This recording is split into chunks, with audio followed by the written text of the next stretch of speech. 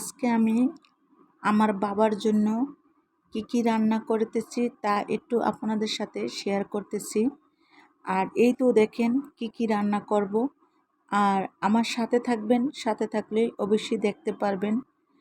আমার সাথে থেকে যদি চলে যান তাহলে কিন্তু দেখতে পারবেন না। আসসালামু আলাইকুম, সবাই কেমন আছেন? আপনাদের সাথে আছি আমি মামে ঘরোয়া ব্লগ। দূরে এবং কাছে আমার প্রাণপ্রিয় ভাই ও বোনেরা, আপুরা, বন্ধুরা যে যেখানে আছেন, আশা করি সবাই ভালো আছেন, সুস্থ আছেন এবং নিরাপদে আছেন।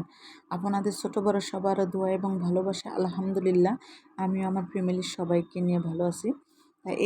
এই হলো চীনা হাঁসের গোশ আর মিষ্টি কুমড়া, তারপরে হলো ইলিশ মাছ। মিষ্টি কুমড়া দিয়ে ইলিশ মাছ দিয়ে রান্না হবে। আর ইলিশ মাছ তো কী হবে, আমার সাথেই থাকেন, থাকলে অবশ্যই বুঝতে পারবেন। এটা হলো চিতই পিঠার গোলা।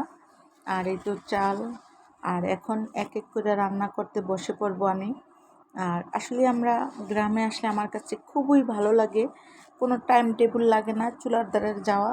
যেমন এই যে টাইম কইরা ঢাকা শহরে টাইম কইরা যাই যে গ্যাস কখন আসবে, কখন কি হবে, তাই এই জিনিসটা যেমন লাগে না।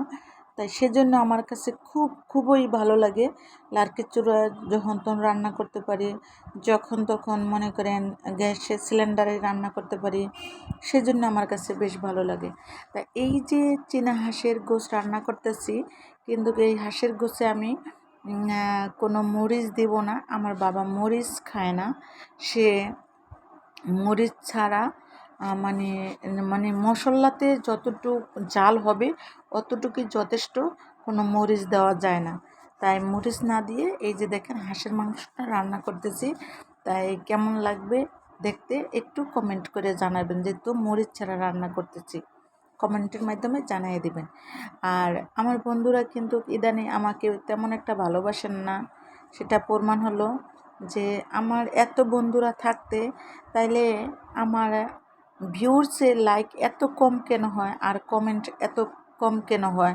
তাই সেজন্য বলতেছি যে আমার বন্ধুরা আমাকে ভালোবাসেন না। এই তো এক চুলায় ভাত বসিয়ে দিলাম, আরেক চুলায় যে হাঁসের গোশ কষানো হয়েছে। এখন কিছু আলু দিলাম। আলুটা দিলাম কেন জানেন? আমাদের বাসায় মানে আলু খাওয়ার লোক আছে, যে আমার বোনের মেয়েরা যদি আলু না হলে তাদের কি মানে হয় না, তাদের মানে মাংস রান্না হয় না। তাই সেজন্য ওরা আলুরে অনেক ভালোবাসে, তাই সেজন্য আর কি আলু দেওয়া হয়। আর এই তো আমার বোনে আবার রুটি বানাইতেছে। হাঁসের গোশ রান্না করে রুটি বানাবো না, এটা কি হয় বলেন তো? এটা তো হয় না। তাই সেজন্য দেখা গেছে রুটি বানাইতেছে আমার বোনে। এটা হলো চালের গুঁড়ার রুটি। চালের গুঁড়ার রুটি কে পছন্দ করেন আমার মতো কমেন্টে জানাইয়ে দেবেন। আমি কিন্তু হাঁসের গোশ হোক মুরগির গোশ আমরা মা মেয়ে দুজন ভীষণ পছন্দ করি, গোশ হইলে আর চাউলের গুঁড়ার রুটি হলে। আর এই তো এই আস্ত ইলিশ মাছটা ভাজতেছি আমার বাবার জন্য। আমার বাবা আসলে অনেক বছর পর বাহির থেকে আসছে, আসলে তৃপ্তি মিঠা কোনো খাবার বা কিছু খাওয়াইতে পারতেছি না, কারণ হচ্ছে আমার বাবার বাড়ি আর আমার বাড়ি একটু দূরে, তো তাই সেজন্য বাবা দেশে আসছে, কাজ কামে একটু ব্যস্ত, তাই সেজন্য বাবা বলতে আবার কেউ ভাববেন না আমার শ্বশুরা, কিন্তু আমার শ্বশুর শাশুড়ি দুজনই মারা গেছে। আর এটা হলো আমার আব্বা মানে বাবা। আর এই তো এখন আমি ইলিশ মাছটা কষাই নিতেছি, কাঁচা ইলিশ মাছ দিয়ে কাঁচা মিষ্টি কুমড়া দিয়ে রান্না করব। আর মিষ্টি কুমড়া যদি কাঁচা মিষ্টি কুমড়া দিয়ে ইলিশ মাছ দিয়ে রান্না করলে ভীষণ ভালো লাগে। এই তো দেখেন হাঁসের মাংসটা হয়ে গেছে, চীনা হাঁসের মাংস, বুঝছেন? যে মাংসটা রান্না হয়ে গেছে। এখন দেখেন কেমন হলো কালারটা, যেহেতু মরিচ দিইনি, কালারটা কেমন হলো।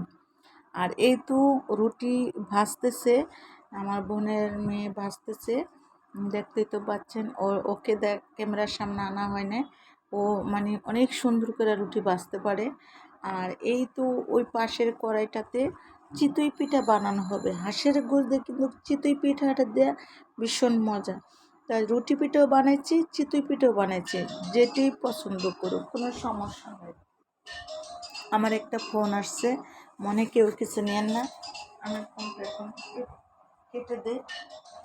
কেটে দিতে আসছি আমি। আমার হাজব্যান্ড ফোন দিছিল, তাই আমি এখন একটু রেখে দিলাম। এই তো আমার রান্নাবান্না কমপ্লিট হয়ে গেছে, আর রুটি ভাজা হয়ে গেছে, সাথে চিতই পিঠাও বানানো হয়ে গেছে। তাই আজকের ভিডিওটা আপনাদের কাছে কেমন লাগলো আমাকে কমেন্টের মাধ্যমে জানিয়ে দেবেন। যদি ভালো লাগে লাইক কমেন্ট শেয়ার করতে কেউ ভুলে যাবেন না। আশা করি কেউ ভুল করে ভুলে যাবেন না, ভুল করে পাশে থেকে যাবেন, ঠিক আছে? চিতই পিঠাগুলো একদম ফুলকো ফুলকো করে ফুলে উঠলো। তা সবাই ভালো থাকবেন, সুস্থ থাকবেন, আল্লাহ হাফেজ।